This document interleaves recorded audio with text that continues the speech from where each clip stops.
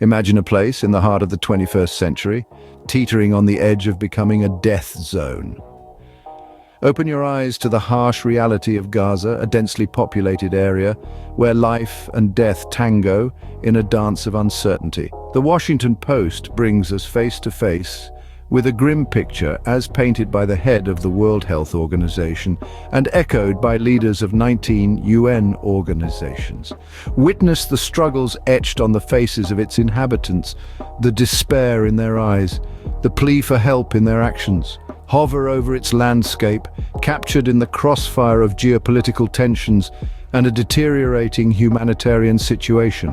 Hear the urgent call for action echoing through the corridors of global powerhouses. This isn't just a story, it's an urgent appeal for intervention.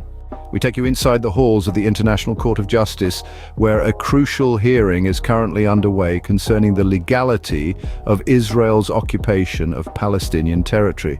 You can see representatives from Iran and Lebanon, among others, stepping up to the podium to voice their concerns for Gaza. We cut to scenes from the United States, where officials are seen making a resolute defense for Israel's security needs at the hearing.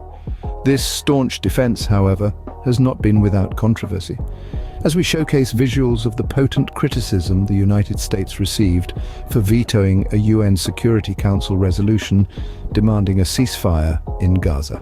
As the pressure pot of conflict starts to boil over, our visuals capture Israeli soldiers advancing towards the Gaza-Egypt border crossing. This action has unsettled Cairo, causing significant worry about the stability of the peace treaty.